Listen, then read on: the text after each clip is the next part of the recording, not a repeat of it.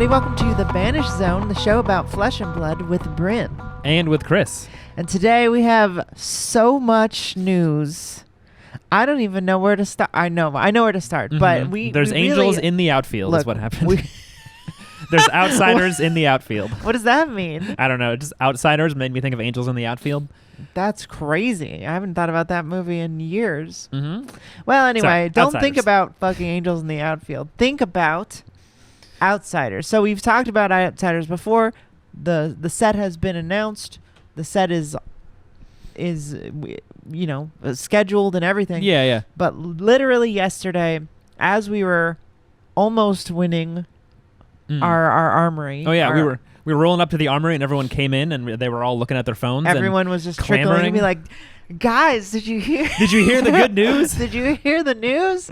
Yeah, and She is risen. Azalea is back. Azalea is risen. And basically, Flesh and Blood LSS hit us with insane amounts of details of the set. Yeah, Outsiders. I guess more than we got, because I feel like I remember, now that I'm thinking about Uprising, it was like, okay, so this set has a Draconic Ninja, Phi, and it has Dromai, a Draconic Illusionist, and also Icelander. Like, I feel like we got that amount of data, but they're really going all in on this set to be like... I don't think we really did, honestly. It was Like, maybe even I less felt than like this. there was a long time in Uprising where we were like, is it going to be Assassin? Is it going to be... Like, it wasn't until, like, I felt like pretty up until... Although, to be fair, we are a little bit skewed because we went to the world premiere almost a full month before. Yeah. So, I just remember No, that... you are right. That We didn't get like a hero card like the way we have now, where it's like we don't get the text, but we didn't get Phi's like title. I don't think we got his title or his art until we got the spoiler. I remember getting like a hot-headed ninja and an illusionist. Yeah. And then I think we even got that before like we really understood what Icelander's role was in it and everying. Yeah. People thought maybe So- Shiana was in the set too. Yeah, that's true. No, I think in there was a comparison, lot it's more, a lot more. speculation. Because we had it announced as a set, and then we immediately get this pretty soon after. Yeah. Yeah, when did they even say Outsiders was the name of the set? It's been like a month or something, right? I think it was 2 episodes ago, so like 2 weeks ago maybe. All right, there you go. 2-ish weeks. Okay, so we have the packaging, we have the product sheets. People are theory crafting. Let's just go over it. Surely this episode is probably coming out on Thursday. So you will probably have heard quite a few. Red Zone Rogue. Kel was really on top of it. Yeah. Definitely had a video up before we finished the armory. So that's, that's impressive. pretty yeah. impressive. Kel, he keeps like one in the chamber, clearly, of like his camera is like ready to go. Everything's plugged Big in. red button. He can push a button. Yeah, and he's recording a video. Yeah. Speaking of Kel. Paul has a... Oh, yeah. Speaking of Kel, thanks for the shout out on the Living Legends podcast, friends. If you're here from the Living Legends podcast, welcome. Thank you so much. Sorry, Bill, for confusing the gyms, as I've already apologized Common for. misinformation. But, if it gets a shout out, me maybe... when I spread misinformation online. Me when it gets me a shout out for my favorite Flesh and Blood podcast. Yeah, so thanks, guys, for shouting us out. That's really sweet of you. Yeah, I'm glad you like the format as... Yeah. Sat there with our microphones. That's so funny. I mean, I know we make this show for people to watch, but it is funny imagining other content creators listening to this show. Yeah. I guess it's funny because they already make one, but I mean, we make one and we watch them. I know. We make them because there's not enough to listen to. Yeah, that's the thing. We started making it because it was like, damn, there's only 4 or 5 that I'm actually listening to. Yeah. So, yeah. So thanks so much, also. But yeah, Paul, Tall Timmy made one. People made DM Armada, yeah. Steven made one. So, we're making ours. We're trying to do a little bit of a deep dive theory crap. You know what we do. Yeah. So Webster's Dictionary defines outsiders as... Shut up. So Outsiders is a standalone booster set. Blah blah blah. Basically we got the heroes. The main big drop was the heroes, and as you're scrolling through it, you're looking at it and you're like, wait, okay, 3 heroes. That's strange. I thought there was gonna be 4. No, 6 heroes. Yeah, I was like looking over your shoulder at your phone, and I was like, "Wait, Azalea? So they're just regular Azalea. Wait, Katsu, Benji, Right. So that's the big, huge, insane news that I think really kind of takes the cake on LSS trying something new and really kind of outdoing themselves an idea. And I did kind of had this idea. I don't think I said it on on an episode, which I wish I did. Yeah. But I do remember specifically saying to Chris, "What if there's only 2 heroes? And then 2 versions of each hero." I think is how I was putting it. Yeah, I think you were saying like 4 pools and like 2 pools go to each hero or something. Kind of like a light and shadow, but there's only 2 instead of 4 or something. A way to stay open. Yeah, like imagine if there was light and shadow, but there was light and shadow of the same character, and then light and shadow of the other character. So you could be Shadow Azalea and Light Azalea, or whatever. You know, obviously not Light and Shadow because that's Demonastery and Solana. But I was thinking, what if they do the talents sort of more specifically? But this is also really interesting because what we now have is 6 heroes, 6 young heroes. Right. So we have Azalea, Riptide, or let's say the first ones. We've got young Azalea, young Benji, and young Katsu. Are the 3 returning heroes, as we talked about Turns couple out times. James White was just being honest and saying one of the fan favorite heroes returning in Uprising, which is such a weird Outsiders, sorry. It's such a weird way to spoil that fact in hindsight that he's just like, yeah, so this is a crazy set where we have old heroes coming back. Will she be the only one? Is what he said. Remember? Is that what he said? He's like, Azalea is coming. Will she be the only one? So he really meant said it. Yeah, he really meant she is in the set. She's gonna be an adult hero and draftable. It is weird. Like, why is Katsu even adult? Like, yeah, you can just get the token again if you want it. Like, I don't understand. I think they just always like build it in the same reason that you can get like heroes and crew and like history pack. Just if you're buying the pack for the first time and you're like, I want to play Katsu, then you open one.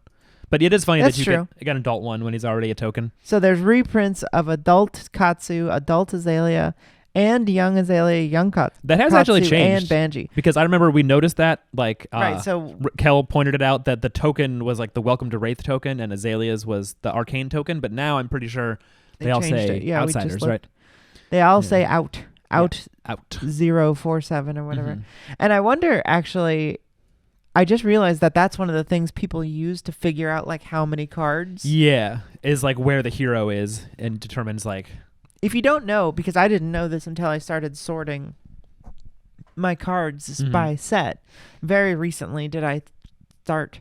We didn't know what the layout was. If you're into this game and you've been into it for a little while, you may have seen people start theory crafting, or not theory crafting. I don't know what I'm trying to say. Yeah. Theorizing about what cards will be in the set based on numbers. People would always be saying stuff like, oh yeah, Dynasty, there's only 4 more warrior cards we're going to see. And I was always like, what? Really? How do you know? Yeah. So if you go and look at the layouts, people have spreadsheets of this. If you go and I'm sorry if you're bored by this because you already know, but if you go and look at like Welcome to Wraith, if you're wanting to sort in order of number, everything follows a specific like heuristic. It's like alphabetical by class, and then within that there's like legendary, then majestic, 000, then commons. 000 is always fabled, and then I think it's starts with the legendary, the hero, the first hero of the class alphabetically. Right. So it's Brute.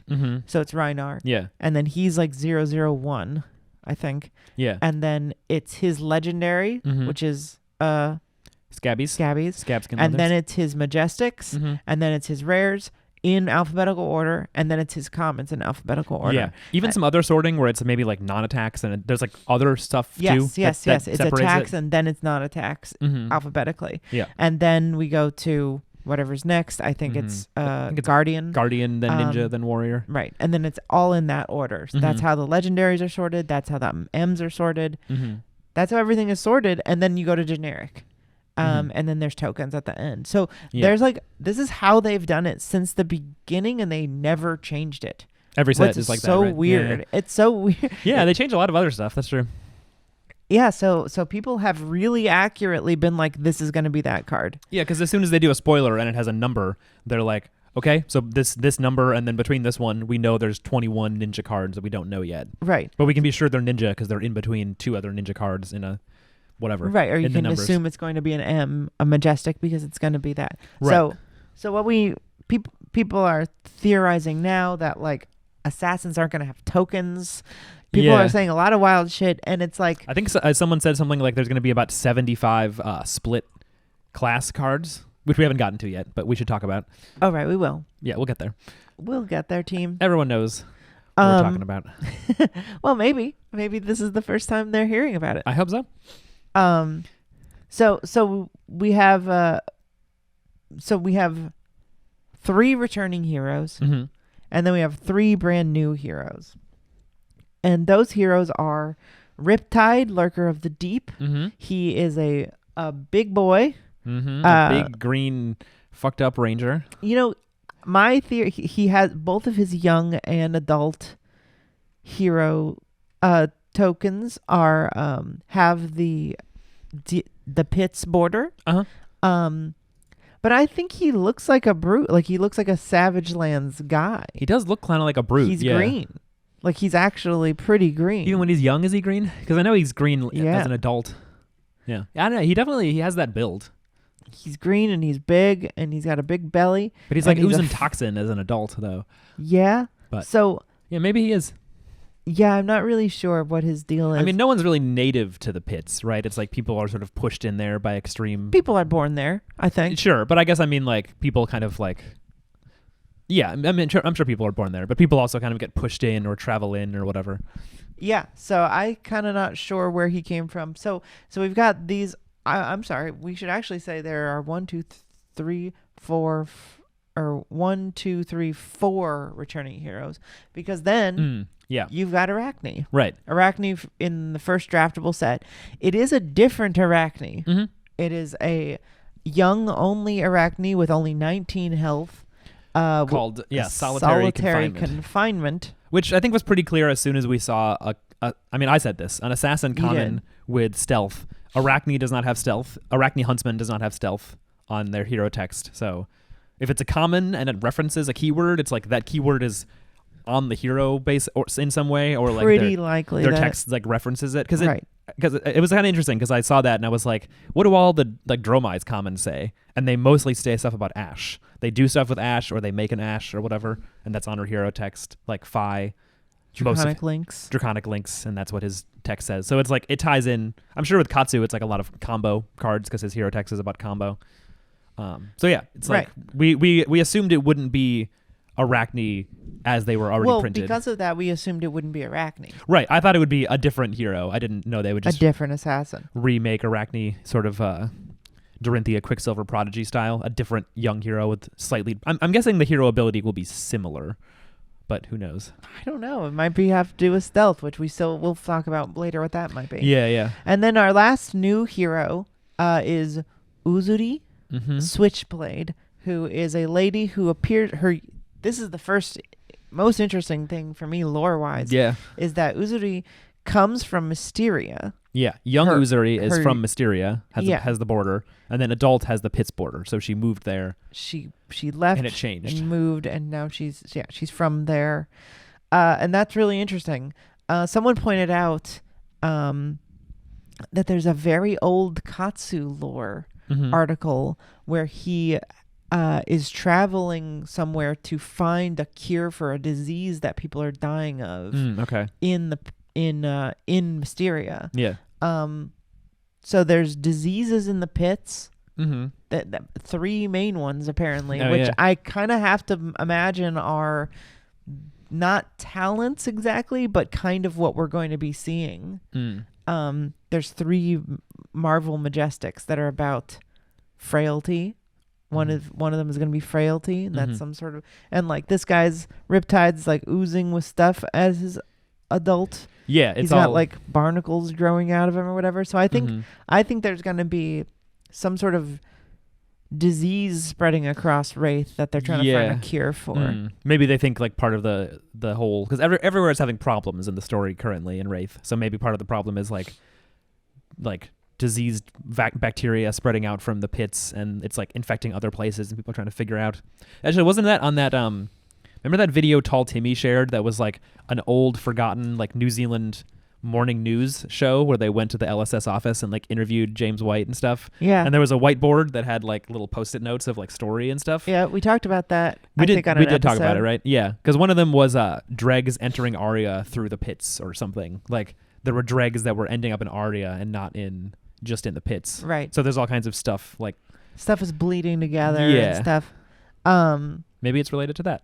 Yeah, probably. I mean, that was definitely one of the mind-blowing things when I was looking at this. I was like, wait, the young Uzuri, because I was like, wait, it says assassin, but the border is a ninja border. But wait, they're an assassin. Then as not adult, ninja, it's Mysteria. It's Mysteria, yeah. And then as an adult, it has the Pits border, and it's a crazy concept. So big, in case it hasn't become clear to you through what we've been saying, there are 3 classes: assassin, ninja, and ranger, and you get 2 heroes each. Yeah. So we've talked about this before.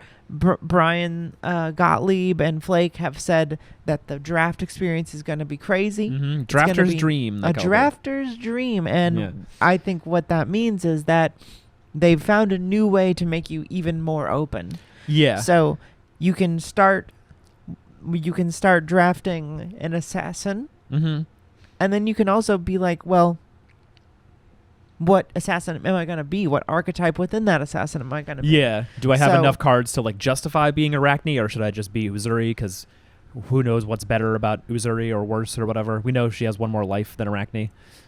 But we can have that conversation about Katsu and Benji. Yeah. Like what's you've right. Got we know what Katsu and Benji do. Yeah. We know what both of them do. There's probably combo lines that you're trying to get to in Katsu. So if you happen to draft like a good combo, you get all the pieces. You can be like, okay, great, I'll play Katsu, I'll play for that combo. Maybe you draft a lot of like low power attacks that maybe there's ones that have good on hits in this set. You want to be Benji, and you'll give up the 3 life to do it. Right. And decide it's worth it. So, but those are pretty close in terms of like what your play styles might be like. Yeah. Like you've got low power ninja attack action cards, probably attack reactions that have to do with your swords, whatever those are. And we also don't know it's going to be Kodachis. Yeah, I don't. Or Zephyr Needles. Like it might be totally new. Expect them to be or not. Yeah. I would assume they're totally new weapons. Yeah, I mean, because I assume with Azalea that the stuff they've said about aim counters, that basically like aim counters are a way to like fix Ranger and like update how you track arrows and track certain things about the class to make it function the way they want it to function. Right. So I feel like going forward, new Azalea cards are going to be using aim counters. So I have to imagine that it's an arrow that puts aim counters on stuff, right? If like the new stuff they're printing is going to use aim counters, then the token would have to as well. Maybe even the new Ranger hero, Riptide. Maybe Riptide can use aim counters specifically on his hero text, because maybe it seems pretty clear that it's the old hero text, because they have outsiders tokens that have the exact same hero text. And I think the thing that really seals it for me is they showed there's blitz decks. There's 6 blitz decks for all these heroes, and the old ones, the like returning ones, use the same art. It's the same Azalea art and the same Benji art. Yeah. And I don't think they would ever make a different version of a hero. Like they would have never printed Star of the Show and it's the Showstopper art, because that doesn't make any sense. It's a different version of him, right? Like Showstopper's different, and Quicksilver Prodigy is a different picture of Dory. Well, yeah, one thing I think that's fucked up about it is, though, I think like this is written wrong. Like the rules aren't normally how they do it anymore. Like they don't usually do once per turn action 0. Oh yeah, you're right. Maybe they are going to change that. I feel like they'll. I didn't think about that, but yeah, you're right, because it just usually says once per turn action, and then it doesn't say 0. It actually is weird because it's like that's the cost, and then the rest of it is the effect.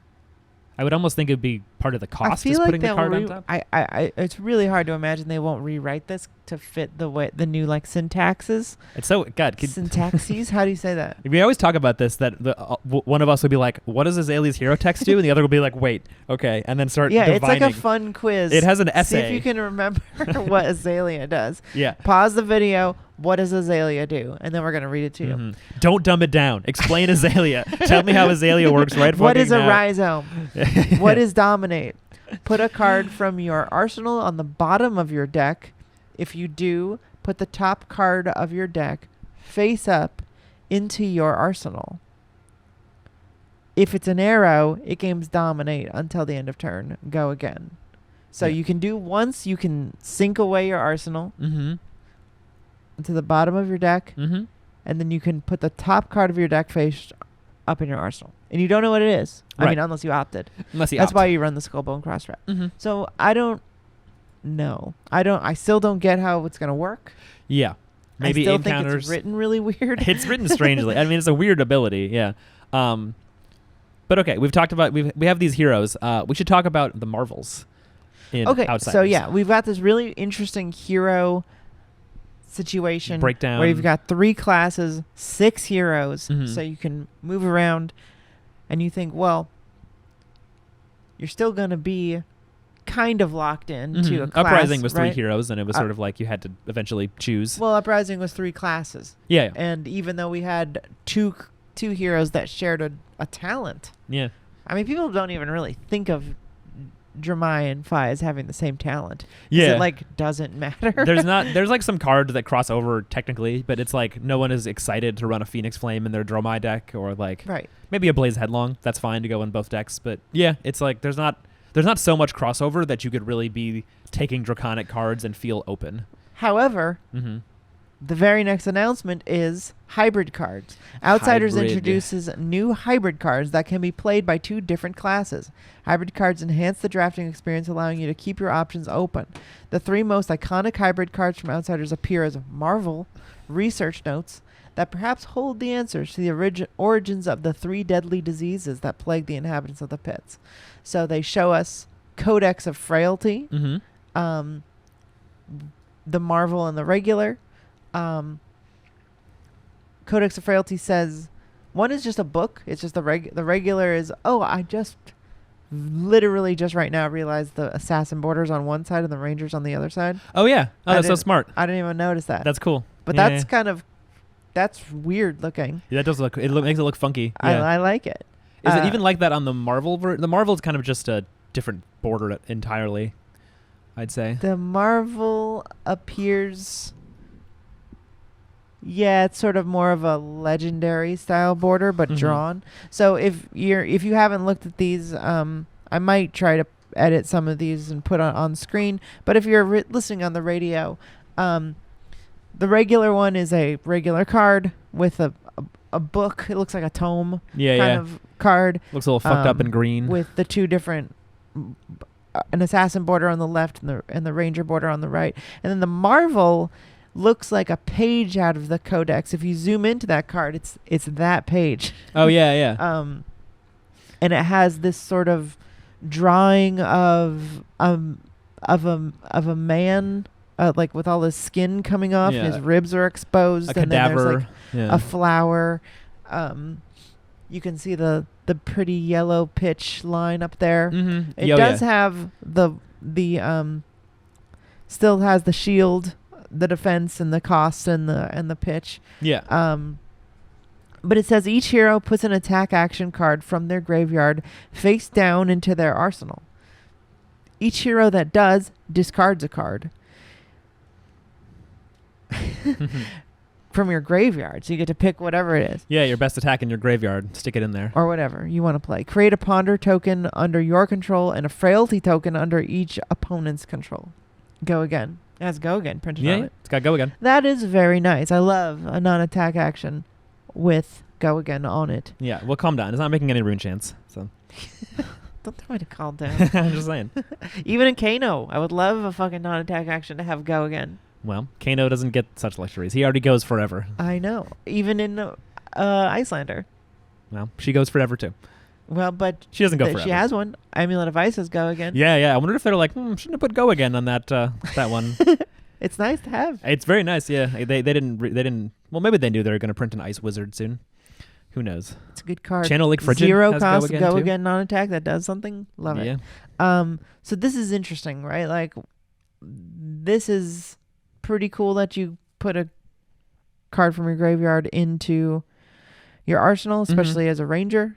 Yeah, it's or like an assassin. you can pretty immediately. I mean, any hero would be like, I feel like reasonably happy to do something like that, like get your best attack back. But then in a set where you have assassins, I mean, you have rangers, and that you interact with your arsenal, it's like it probably opens up lots of other synergies with what heroes want to do, and like right. And Ponder Token is really interesting because it means that you get to play that arrow or attack out of your arsenal and then still have an arsenal no matter what. Yeah, stick something else in the arsenal too. So I'm wondering how. I feel like there's going to be a lot of like setup and like slow back and forth reactive kind of play in the set, because we also know the copy says that Riptide is a trap based ranger, so it does say they're doing something with traps. They're bringing back traps and making them playable. Now traps, great idea. Really very cool. Really, just the design of traps were too underpowered, and I feel like it was because they were afraid. They were definitely afraid of ranger, of OP. Yeah, you know, like making it too intense. Yeah, and I understand. So before we move on from the Marvels, this Marvel, I think personally, very beautiful. It looks really cool. I love it. I hope it's cold foil somehow. Yeah, that's what I'm wondering is like what. I mean, I'm remembering when they showed Dracana Optimi and like maybe the Marvel. I don't know if it looked cold foil in this kind of like mock up or whatever, because this is just like a PNG of the art or something like. But yeah, it's a digital mock up of the card. It's not like, a photograph of the card, but I can imagine like a nice parchment that's also glitters. All the black being cold foil, you know. Yeah. Or the brown, and it will. In my mind, it looks great. I don't know. But I've heard a couple people complaining about it. That it looks a little too. Someone described it as people were having secret layer PTSD. Sure. Yeah. And they don't want their cards to look so ununiform that it looks New like Marvel card phase alert. New Marvel card phase alert. Yeah, exactly. So they don't want the cards. No, me personally, I want my cards to look all kinds of ways. They can look cool, you know. And also, if you don't like the way this looks, you don't have to play it. Yeah, you can just play the regular one that'll cost $1 probably. Mr. Mo Bogsley, who was on the Reaction Phase podcast that I haven't heard from in a while, but you know, shout out to Mo Bogsley. He mentioned a good thing, an important note is that if you can't tell what the card does and someone else plays it at you, that kind of is a problem. And I can't imagine that like being kind of annoying, and I have kind of even run into that with the Marvel Dragons, where it's like I'll look at the Marvel Dragons, they're a little more hard to read because it's like gold on black. It's really small too. The text is like whenever, or I guess it's like the invoke side. It's like transform a chosen ash. It's written a little different. Yeah, not the invoke side. What it does. What it does, yeah, is like gold on black, very small, and even that is a little bit like, oh wait, what does this one do? What is, because I don't play drum. I don't remember what all the. It's hard to memorize all the dragons' names. They're very similar. So yeah. So I definitely get that, especially in Magic. So I was just saying, like in Magic, there isn't the corners. Like Flesh and Blood has this very distinctive like information, like infrastructure where it's like, no matter what the card looks like, even if it just swirls, like, you know, it's going to cost 2, or, you know, cost 0, pitch for 2, block for 2, and hit for nothing. Like, the effect is different, and I think this is legible enough. Sure, like, I can see the complaint that it's like it's maybe tricky to read because it's a little like script type font on a parchment colored background. But it's not even cursive. Yeah, and it's only 3 cards in the whole set, so it's not like it's going to come up very often. Like, I mean, I guess I don't even know how much people will play these in Constructed. We don't know, but I just want to say that I'm starting to get at least that point that Mo made was, I think, a very fair point. That like, while I personally like the art to look very different and cool, and I think if in most cases if you don't like the art and you want it to look uniform, don't play the Marvels. Yeah. However, I do get that point that as long as they keep them uniform enough so you can tell what they do by the corners, and that the text is legible, and they don't take that off completely, because I have seen some secret layers that are just like swirls and then like a big 2-2 and then just like a weird face. Yeah. And it or sometimes the text is written like really weirdly, so it like technically has the text of what it does, but it's really abstract or artsy or right. I can absolutely understand where it's like, are you going to make me look this card up? Like, do I have to trust you that it does what you say it does? Yeah. And it's also, there's like a long-term kind of thing to think about, because you could totally imagine them making like a secret layer version of Sink Below, and it doesn't actually say what it does because everyone knows. But then a new player is like, wait, what does Sink Below do again? And we're like, you don't know Sink Below? Yeah, this is just a picture of a lady falling. Yeah. It's good to have it like, ooh, that would look so clean though. Like a I know, it borderless looks so Sink Below. sexy. Why won't they make that? But yeah, because I mean, there's a part of me that would love just a card that was an official playable card that was my Sink Below mat. Didn't have anything on it, no block, no pitch, no cost. You just know what it is. Just the art, and you recognize it. I don't think they should do that. Yeah, because first and foremost, it's a game you play. It's not just for collecting, and it has to serve both functions, which is the whole point of the Marvels, is like a playable, also beautiful, collectible piece. Exactly. Yeah. And I think this, to me, this doesn't even come close to being that a problem. They should keep it in mind, though. But I do think they should keep it in mind. It's not up to me, though.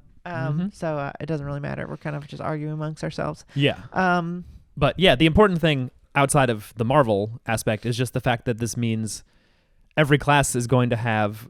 I think it'll basically function the same way that Tails does, where you have Earth and Lightning, and then you have Lightning and Ice, and then you have Earth and Ice. So out of the three elements, you have one hero of each that can take two of them. So it's like there's going to be Assassin Ranger, and then Ranger Ninja, and then Assassin Ninja.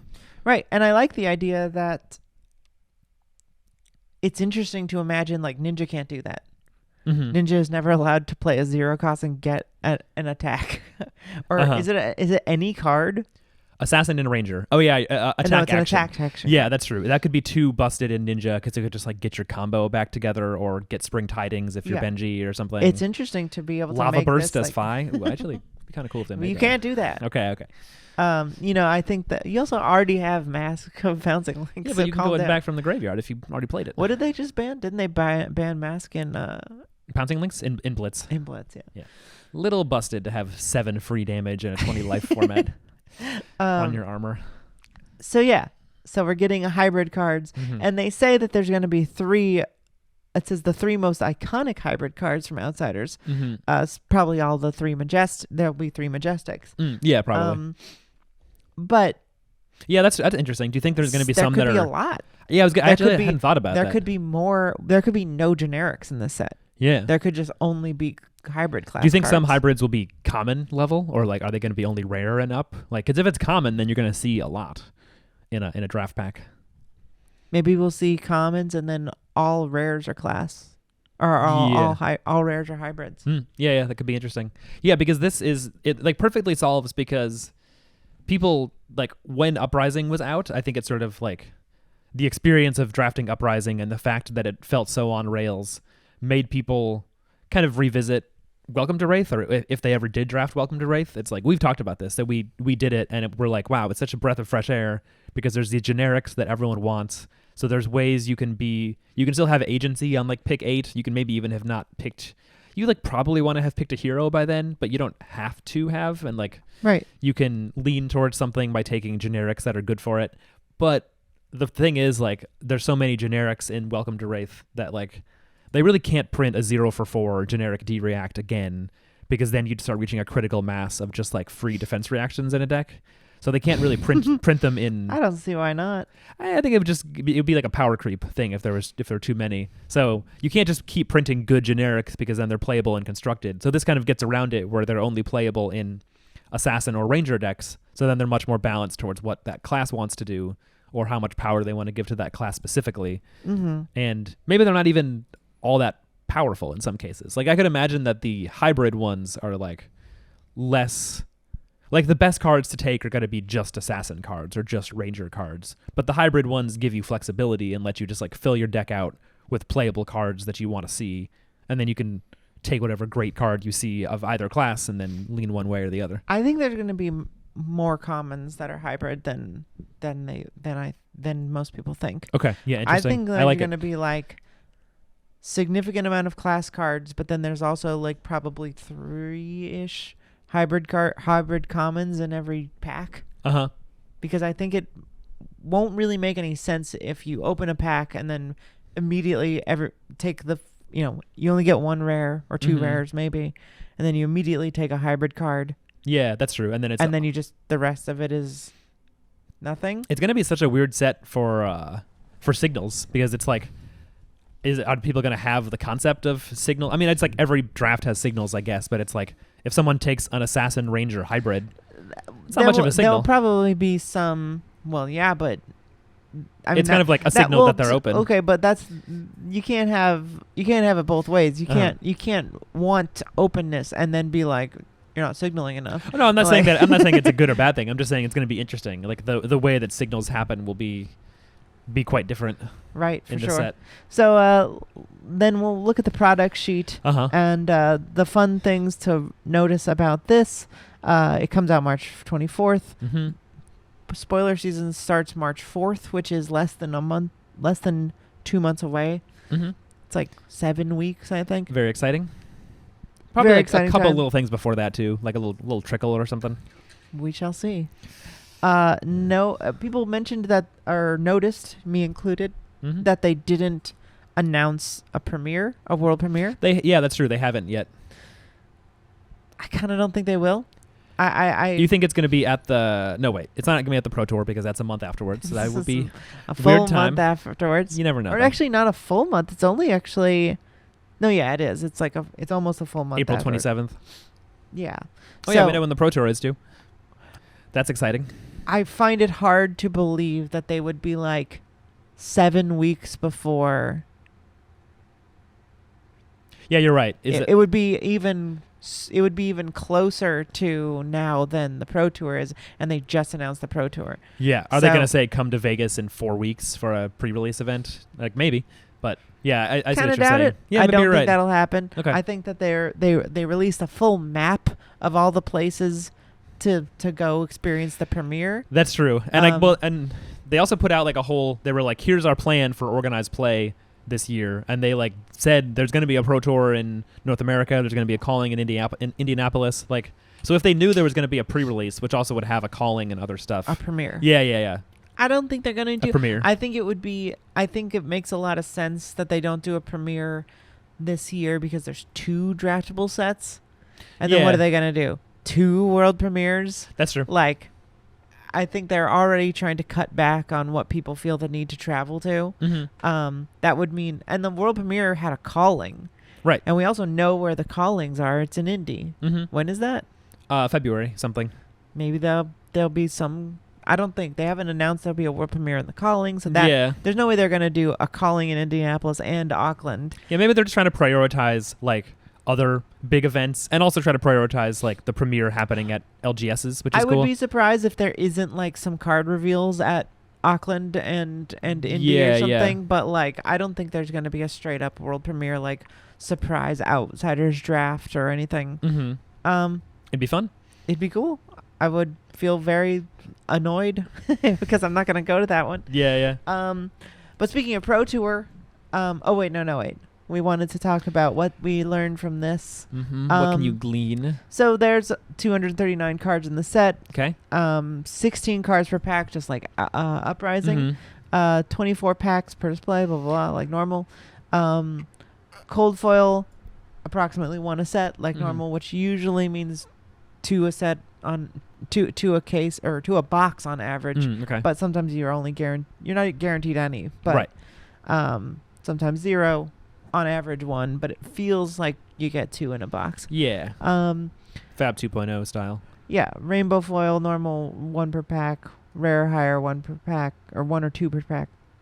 2 tokens per pack. So it's same as Uprising where there's 2 tokens and 14 cards. Right, and I think we can assume that it's gonna be cold foils in the back. Mm-hmm. It would make sense. I think everyone liked that. The most interesting thing for me is set composition, Mm-hmm. which means we get 1 fabled, 5 legendaries, Mhm. not 6. Yeah. We're kind of used to 6. We get It was 6 in Uprising? Yes. Yeah, I think so. Coronet Peak, Alluvian, Ghost Hands, Furnace, Mm-hmm. Crown of Providence. Crown of Providence, Shuko. and Shuko. Yeah. Yeah. So 6 is what we got then. And 6 is what we got in Aria. Yeah. 6 is what we got in Each class and each talent. in Monarch. For some reason, we're getting 5. I thought it was interesting that we were getting. What did we get? 6 in Dynasty, right? Oh, was Yeah. it 6? Okay. 6 or 5. I can't remember. It's hard But- to remember. But yeah, I guess it's like, is it going to be like, If it's for me, it's 5. it's wild because this kind of makes the most sense that there would be 6 because you've got 6 heroes, right? you've got 3 classes, you've got, you know what I mean? Like, Yeah, it yeah. seems the But most obvious. But yeah, 3 my classes. idea that I mentioned last night, just based off of it, you Mhm. get 3 classes, and then 2 dual legendaries. Oh, that's So- interesting. So yeah, you yeah, get for sure. an assassin L, a ninja L, a ranger L, and then like a ranger assassin L, I actually really like that idea as an and then a ninja whatever. because that's also like a way to. It's good for the draft experience, but it also means if they're like, we really want to give a chess piece to assassin and to ranger because neither of them have much of anything going on in the chess slot. Mm-hmm. It like does both at once. It like gives a class a good legendary that people will want to play. It could also be. What if it's this? Yeah. What if there's no real talents, but what if the diseases have something to do? 3 of them are the disease, and then 2 dual class ones, Oh. hybrid cards. Okay. Like disease legendaries? Disease Yeah. talent legendaries? Okay. I don't know, because I'm thinking about like Doomsday and Eclipse. Yeah. There's like Shadow, and then right, those are both shadow instants, but they're specializations or something, right? Right. Yeah. I don't know if they'll go back to that because people feel weird about them. Oh yeah. But I like them. Playable. Yeah, yeah. So far that's the only ones they've done that are like in a draft set legendaries that you play in your deck rather than being armor, right? There's not very many. The only ones. Yeah, the only other one I can think there's Soraya and Oh yeah. and- Spirit of and Arena now, but those are new. And they're in a weird set, not a draft they're set. in a not weird expansion. So weird. So yeah, I think that's sort of the most interesting thing. We're back down to 31 Majestics, Okay. which is normal. What did Dynasty have, like 70? I think it had 52 so many. or something. It feels like so many. And then so yeah, normal 31 Majestics, 51 rares, etc., etc. Sure. 3 Marvels. So yeah, we're very excited. We're getting, like Chris said, we're getting what do we say? 6 Blitz decks. Blitz decks of every single hero. Yeah. So- which is wild. Yeah, because there was never a Katsu Blitz deck. There's only adult Katsu, and there's a Benji Blitz deck. There's a young Arachne Blitz deck. There's Azalea. So And I will say I was a little scared because it doesn't technically say that there's going to be paper packs. yeah, it doesn't have the little green thing, and also it's interesting because it has each of the 3 new heroes on the packs the way they used And to they've do never it done that with with paper. paper packs. Yeah, I didn't actually realize that till I saw someone point it out. Sorry that I'm taking your tweet. I don't remember who said it, but the paper packs all have the same art on every single one. Yes. So They have up until now. right, they have so far. So hopefully this is paper packs. I tweeted about this. Many people said that there's like some like marketing rule of 3, like people assume after 3 times, like It's the standard. Okay. it's good. They're probably almost certainly gonna do it. They didn't mention that they don't. I think that it will be paper yeah, packs. yeah. These don't not look like the paper packs. They have the like crinkly, sheeny paper look of the. Sure, the top part. it is it's definitely a mock-up, Mhm. but yeah, it better, and I'll be mad if they don't. It'd be so but, annoying because it's going to be such a fun set to draft and play sealed, and I don't want to be ripping little plastic like a fool Yeah, awful. 3 times. The only thing they haven't done since then was History Pack, right. which came out after Everfest. But then even the foreign history pack was in paper, right? Right. When you open those. So that must have been the very last thing they didn't do. So Yeah. as long as we're going onwards and upwards, that's great. Oh yeah, and speaking of foreign history pack, go ahead. Oh, go ahead. I was just going to say, isn't this set coming out simultaneously in other languages? It is coming out in as well? French, Spanish, Italian, and German, all Very- at the same time. Very impressive and very cool that that's happening. Because also, even before the set comes out, actually, there's Foreign History Pack 2 comes out. I don't know if you know about that. In like February, they're getting Foreign History Pack 2. They are? I think it's not coming out in America immediately. They haven't specified why, but people sort of assume it's because those cards are all readily available. You know, it's like Yeah, I mean Toa that and Monarch would and include stuff. that would include Everfest. Yeah. Which is still in first edition. It's still in first edition, so there's not really a need to reprint it. Then they clearly have the boxes of Unlimited somewhere. Although it is funny because people I don't know if they do. You don't think so? I don't know if I think they printed it. I wonder. Because they had it on the release schedule and they keep pushing it back. I know. So But that doesn't mean that they actually printed yeah, it. I mean, I'm not going to pretend I know how like the logistics of the TCG industry work. It is funny though because it feels like I'm going to pretend that I do. do it. I don't, but I'm going to pretend like I do. In the last couple weeks, like as ProQuest season gears up, you see crazy stuff like This Round's on Me being almost $30 on TCG, and you know that card used to be for $5 or something. So people are like Swing Big being $20. All of a sudden, these majestic, great cards from Everfest, people want them, and they're majestics that are kind of hard to come by, and then they get expensive. So people are now like, maybe we do need like unlimited Everfest. I know. Like I said, I want to.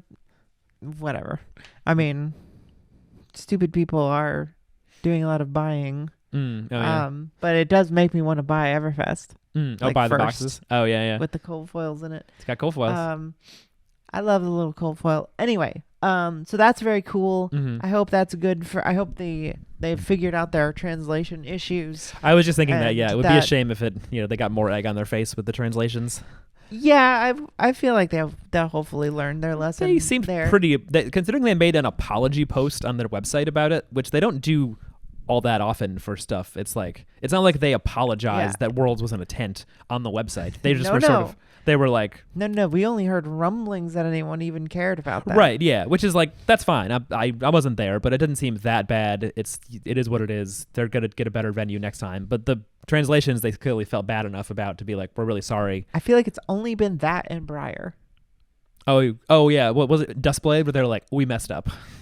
No, it was when they had to errata Briar's Okay. hero card. James wrote like we really hate to do this. Right. That's We like don't like to errata things, especially a fucking hero that card. one's rough. Yeah. That's really tough and for us, and we're really sorry, but we have to do it. yeah. And then they did actually apologize for Tails in general. Hmm. Well, just James did, but he sort of said it tongue in cheek. He's Sure, like, sorry, sure. we kind of fucked up there. Yeah. Tails is still sick though. Tails is sick in a lot of ways. Yeah. Hey, speaking of hero card, I don't know what you had next, but if you don't have anything to talk about, can I share my conspiracy theory or my theory about Go the for it. heroes and stuff? I don't know if I agree with this, but All I right, think so it's interesting. Pull up the page so we can talk about it. What page? Just the page with the heroes on it, like all the new Oh. tokens and stuff. Okay. So something I was noticing is that we have Benji in the set who has 17 life, and then wow, you're failing as young Jamie to pull up my stuff. It's okay. We have Benji who has 17 life, and then I was noticing that young Riptide has 19. and young Arachne Solitary Confinement has 19. Yeah. And it was like, oh, interesting. That's not like a thing they do very often. I think so far, I tweeted about this and I forgot about KO, who I guess has 19 life. But you have KO, you have Kano has 15 life, Icelander has 18, and Benji has 17, and then there's also the Emperor who has 15. Yeah. So other than maybe KO, like the magic one, the wizards and Benji are all heroes that have like evasive damage, like damage that is harder than normal to interact with. So it's like, and then KO is kind of like if he rolls a 6, then his damage doubles, and that's hard to interact with. So Sure. it feels like the way they balance evasive damage so far. Right. is, It's not exactly just above rate. Like KO, you could argue is Mhm. just above rate. Sure. In Yeah, certain yeah. cases, and if he rolls the dice in the right ways enough, it'll be Sure. too hard to block. Yeah, and so like you wanna Benji kill him and faster. Benji and Kano are like in some ways below rate, but the damage is harder to stop and can like add up and multiply with combo stuff like Right. Exactly. Spring Tidings or Blazing Aether. So I was sort of thinking like, okay, so heroes that have damage like that, they give them a lower life total. Like they don't give them a lower life total unless they're like something about this hero's ability is pretty strong, and maybe it like breaks the rules of the game just slightly. And then I was remembering how stealth is a keyword, like a common keyword in this set. And my theory is, what if Benji's hero ability in the set will be stealth? Like stealth means your attacks with 2 or less power cannot be blocked with cards from hand. And then Arachne has some cards with stealth, and Riptide has some cards with stealth. Because Assassin and Ranger are also both classes that care a lot about on hits. They're about, and like Ranger is a class. People have already mentioned this, just kind of theory crafting about Ranger. Like, it'd be cool if there was more ways to be evasive or like get through armor as Ranger. Drill Shot is kind of themed like that. Mm-hmm. Like, they're all about like getting the perfect headshot, and Assassin is all about sneaking, you know. So I feel like it all kind of ties together that like every class could have access to stealth in that way on those heroes. So it's like you're rolling the dice and being like, I'm going to have less life on my hero, but I'm going to have access to stealth, or I'm just going to be the regular non-stealth assassin Uzuri and have 20 life.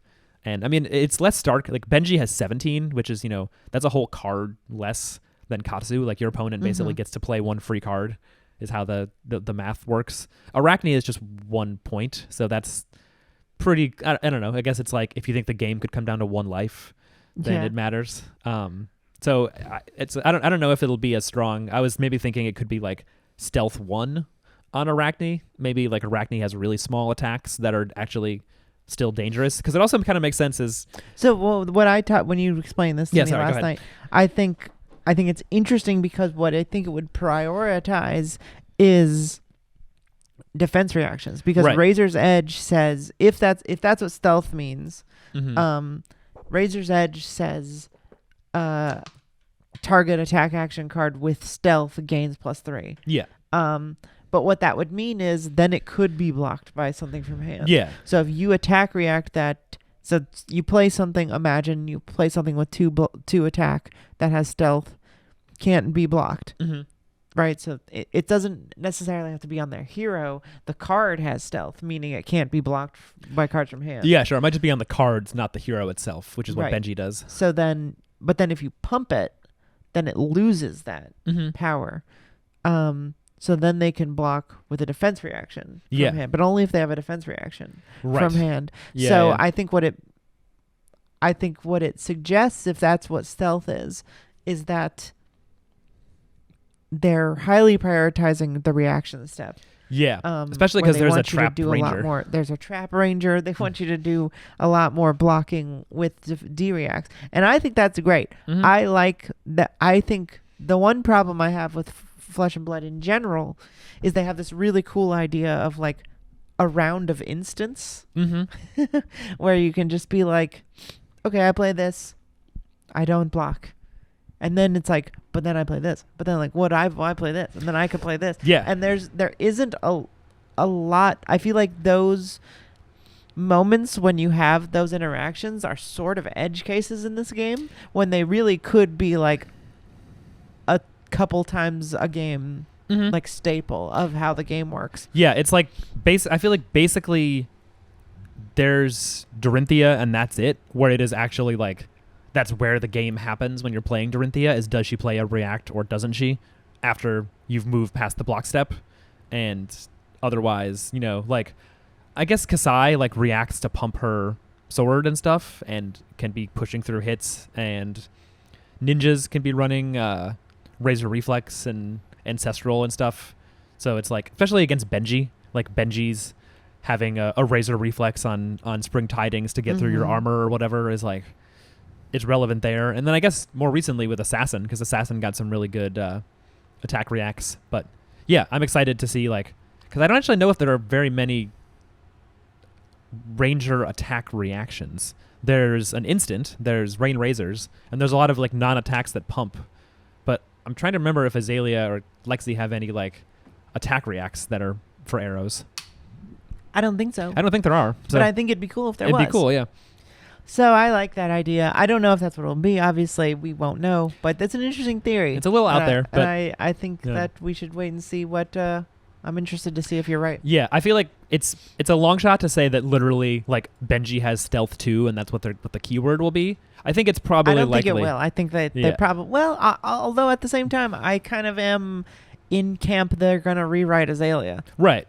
Or it's like in the same way that Spectral Shields now have Ward 1. It's like they might just be like, that's now called stealth. But even if it's not that, which I definitely admit that's a bit of a long shot, I can see it would only make sense that there's a lot of interaction with like low power and unblockable attacks, and maybe like ways that they can become blockable. Because otherwise, also Assassin has armor that is recurring. Right. Already they have one. Mm-hmm. So what if there's like common or token armor that is buybackable? Oh yeah, just so battle worn like, armor that you can break. So like every other turn you can like be blocking Benji's shit. Yeah. And then just like buy it back. Like maybe if the attacks are for 1, you could literally block with your boots and then get them back or something. Right. Yeah, very interesting. Because it's the only thing that really makes sense is that there's some kind of God, that would be annoying in Constructed. Oh, in like Constructed, constantly blocking with all their armor and then getting it back. Yeah. I've got a feeling that there's going to be some very like tense, high stress games in this format. I if it's going to be agree. a lot of like reactions and stuff, because it's really the only thing that makes sense. Like, because if you imagine sticking Benji in Uprising, you'd have Quell and that's it. Otherwise, he would just be dealing you damage, and that'd be kind of stupid in a draft to just be like, here's a hero that completely no one can interact with what they do. It'd be like if there was no arcane barrier in a set with Kano, or if there was no arcane barrier in Uprising. You know, there's not a ton. Well, there's no arcane barrier in fucking Tails. That's true. So Rosetta Thorn. I think that they will not make that mistake again. For but sure. I do think that was a big problem. It's a problem, but it's like with Benji, it's even more. That's like his whole turn can be uninteractable, not just one sword swing for 2 or whatever. It can be just everything is unblockable. Right. I don't love it. It's not good. So there's got to be some way of interacting and some way that keywords tie into it. Otherwise, it'd be weird. So remains to be seen. Well, we still have 2 more diseases besides frailty. So we don't know what's going to go. There's all kinds of crazy shit that can go on. What do you think a frailty token does? I don't know. I think but it's I want to get -1. to Pro Tour before we... Okay, do it. Pro Tour, go off. I'm sorry. Before we have to leave off. We'll Theorycraft next time. Finally, we wanted to get to... yesterday, they also announced the Pro Tour. Well, actually, today they announced it. No. Yesterday, it was released in the product sheet, a big, nice poster of Adult Azuri. Sure. That said Pro Tours Baltimore. It's coming in April, but they tweeted about it today. Mm-hmm. That's all I mean. Like, it was snuck out in the dead of night, which is funny because people were like, "Is this real?" Like, yeah, people didn't know because people were sharing it on Twitter, and then people were like, "Yeah, it's from the product sheet on the website with the thing." And then today is when they actually made the announcement and like wrote up the post and stuff. So soon meant what? 4 days? 3 days since they said Pro Tour announcement coming soon. Something. It was like 3 days, I think. It's a little long to say soon. I think. Yeah, too soon. I think that Pro Tour. I think it's January, right? Right. It's January 11th as we're recording this. Pro Tour takes place April 27th. That's a good almost a full 4 months. Almost 4 months. And that feels like it should be enough. Mm-hmm. I just think that 1 week before ProQuest starts is tough. And I think that they I wonder if they didn't really think about it or what happened. It's what happened with the last ProQuest too. And because it's, locally our ProQuests I think are all sold out. Maybe there's like one slot open at some of them, and have been for a while. So you certainly can't wait around until you find out where the Pro Tour is to sign up for a ProQuest. You just have to sign up, and they're not cheap. I'm happy to pay my my LGS to go to one, but it's $40 to enter a ProQuest. So it's kind of a tall ask to be like pay $40 to enter a tournament to qualify to go to ? And everyone we've had this conversation. People have had this conversation. So yeah, a little bit sooner next time would be good, I think. I think it's uncomfortably too close, and I get the complaints that people had. What I don't get the complaints about is the city that it's in. Oh yeah, that's. I mean, it's not as cool as being in New York City or something. No, I've never been to Baltimore, so I don't know. I've been to Baltimore.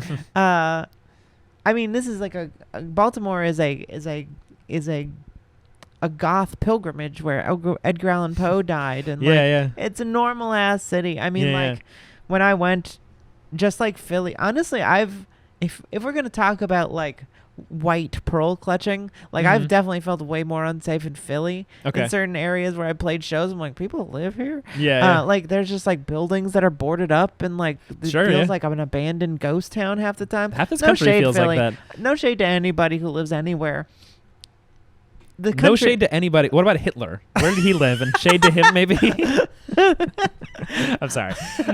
No shade to Donald Trump living in Mar-a-Lago. That's a normal place to live. I know. I'm sorry. I don't like, I mean, I jokingly shit on other people's towns because I live in New York City and it's funny to me. But you can live wherever you want. I don't care. Yeah. I think it's ridiculous to be afraid to go to a city in America. Yeah. Like, we are not at war. I mean, the cops are at war with certain sections of our honestly, citizenry, but I'm way more afraid of cops walking around with AK or AR-15s than I am of any person who is normal and just living their fucking life. Yeah, I mean, I think it'd be reasonable if someone was like, I'm just afraid to come to America in general because there's cops with guns everywhere. That's fair. Be afraid to come to America, sure. But nobody said that about going to New Jersey. Like, I don't remember anyone being like, "We're really going to Jersey." What if Tony Soprano steals my cars?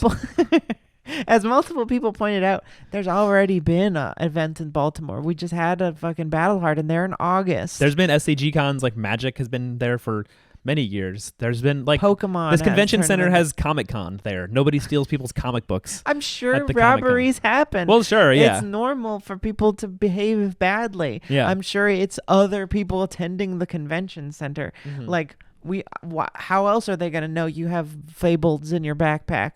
Like, whatever. The point is that there is no city in America that you can look at and think, this is too dangerous. If I go to the downtown, if I'm going to go to the Chipotle next to the convention center, I might be robbed. You need to fucking calm down. And I will not it's really not big a deal. I will not tolerate that kind of pearl clutching. Like, come on, grow up. Like, it's a city. It's fine. It's crawling with cops who are ready to protect your property. Yeah. Like, whatever. And if you don't like that sentiment, you can unsubscribe. I don't give a shit. But yeah, don't worry about Baltimore. I've been to Baltimore. It's just a city. You'll be fine. Like, I feel like people would freak out if it was in Atlanta now. Or Chicago. Well, Chicago, yeah, the murder capital. The murder capital of the world. The murder capital.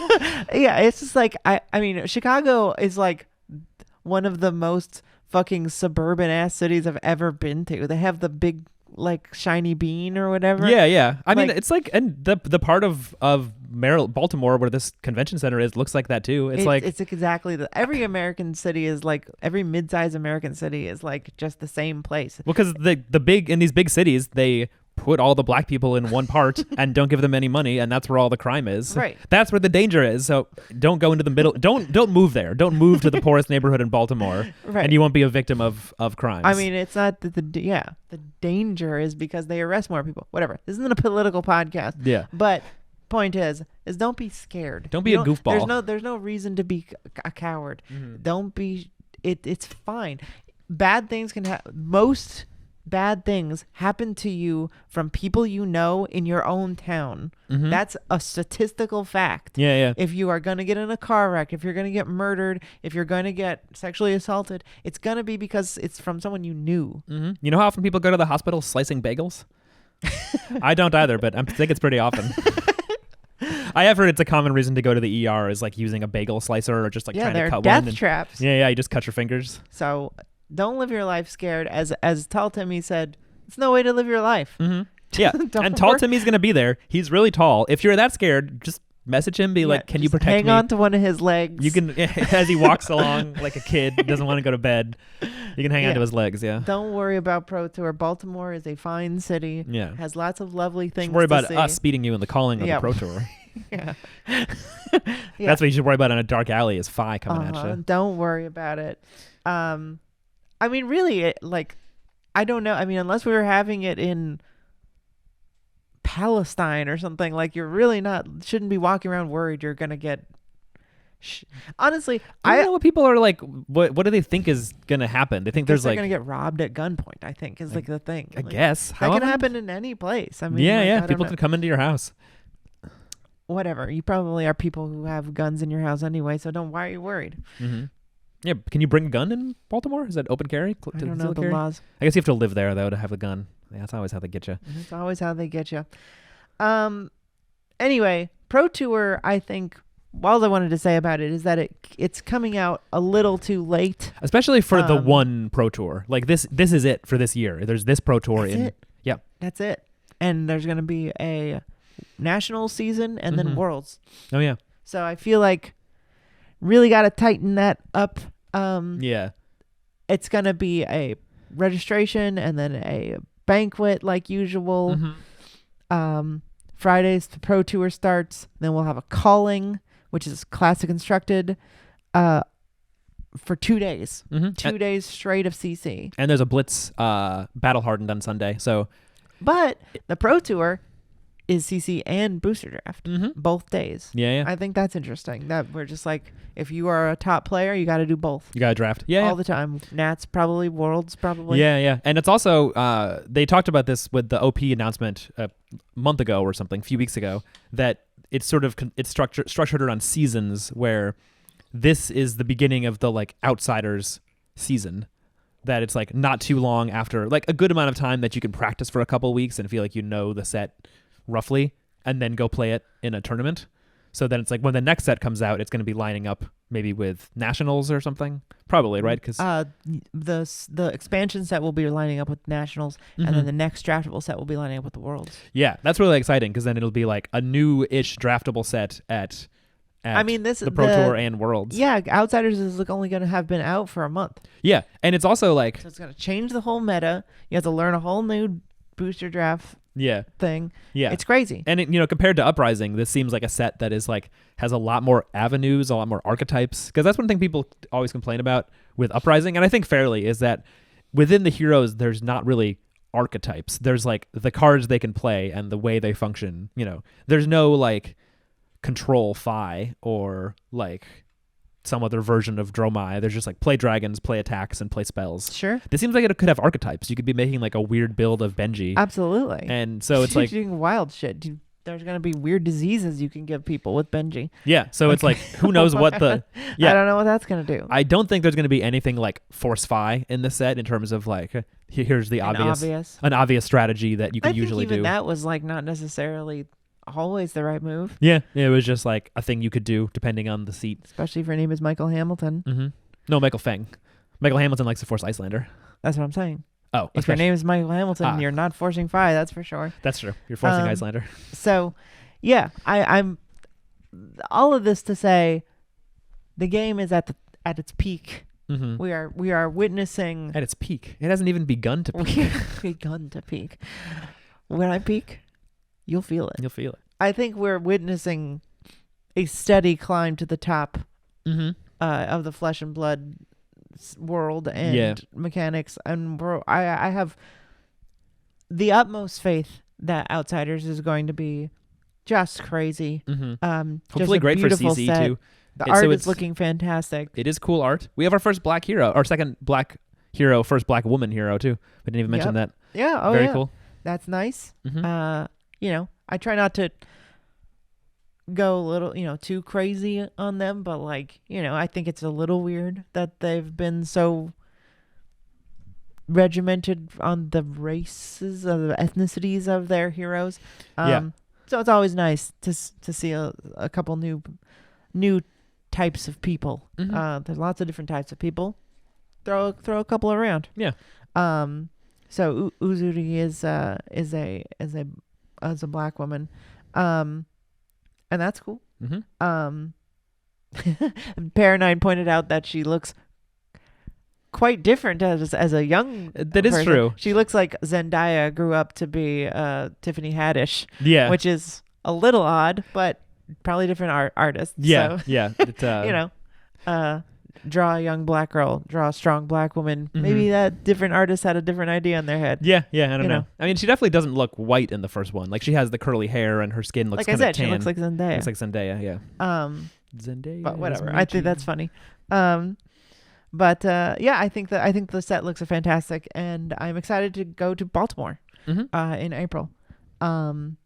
Hopefully, I'm pretty sure I put it on my calendar. I'm pretty sure I'll be able to go. We can drive there. Oh yeah. So take the train there even if you want to. I mean, it'd be better to drive. The train. But I think there's trains that go the there. The train is a fun time. So that could be cool. Yeah, but it's probably Amtrak and it costs like an airplane ticket. Sure. Yeah. But whatever. We'll get there somehow. All right. It's been long enough.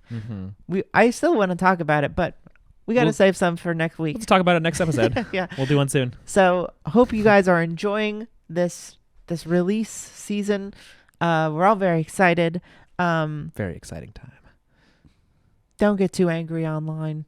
Just don't worry. It's a card game. You'll be safe in Baltimore. You can stay nearby in the hotel. You can eat at Hang Chipotle. out. Let's stay together. If you look, and someone pointed out, just so I say, someone pointed out, if you're from the suburbs and you're not really used to cities, like it is important to recognize we're from New York, or we've been in the city for so long.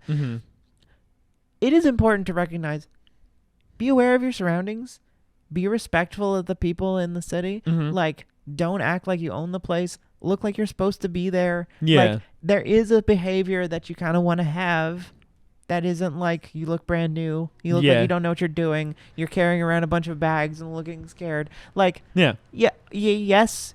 I mean, not to like victim blame or whatever. Not that I think it's very comparable to whatever. But you know, you don't want to look like a mark either. Yeah. Don't just like wander to a random part of the city with a huge backpack on, like asking for directions. People will be like, "Oh, you're from out of town. You don't know anyone." But also, you know, if you are even a little bit afraid, stick together. Stick in groups. Just be a big group of people. You know, take care of yourselves. Let's all keep each other safe.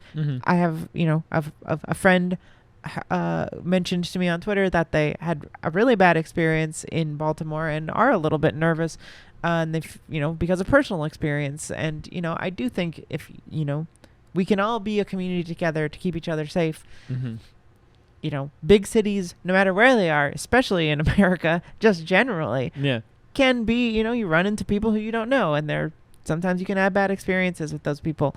So we're all people. And we all just need to respect each other and help each other out. So, you know, I'm not saying just suck it up if you're scared, but, you know, take precautions you need to take if you want to. Stick in a group and don't wander too far from the convention center. Stay in the hotel. Like, have fun playing the card game. You're going to be fine. That's all I have to say about that. The game's great. I'm very excited to be a fan of this game. It's looking real good. It's feeling good. I mean, the meta's good now. Hopefully it stays good in the next set. Oh, it's going to be. I'm so excited. It's going to be good. Yeah. All right, we'll talk about that next week on the Banished Zone. The meta. I have to go open a box for a listener. Oh yeah. Which it'll be this episode. That'll have happened before the episode comes out. But if you do want to order a box from me, we charge regular MSRP, and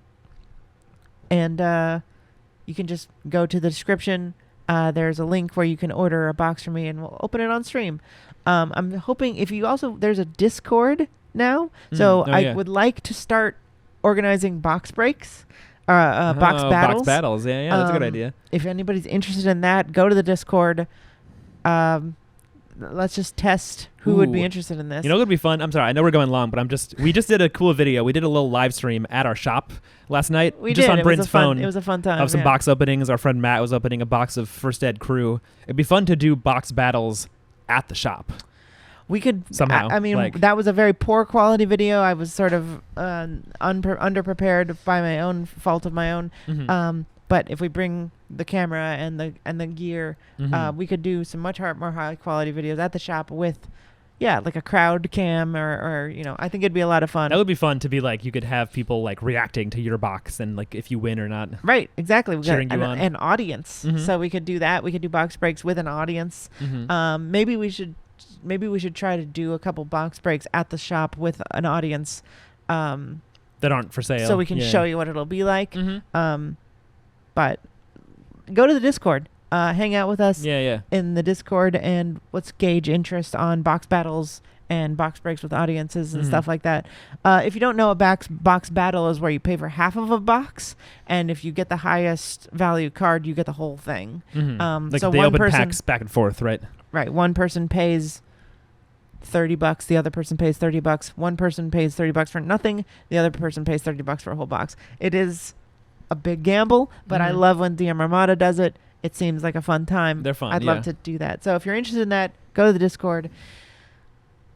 Hang out with us there. Also, you can order, just DM me on Discord or Twitter, and you can just tell me what you want, and we'll figure it out. My Twitter is @BanishedZone. Chris's Twitter is @BluePlunderRun. Chris has been streaming like a madman. He actually did a little bit because he was sick. He had took a little bit of time off because he was sick, but we will be streaming. We're back at it, baby. Weekly, 3-4 times a week. Twitch.tv/BanishedZone. Playing Talishar ProQuest training. It's a great time. Hang out with us there. And anything else? I'm always forgetting plugs. I think that's it. Other than until next time, you're banished. You're banished.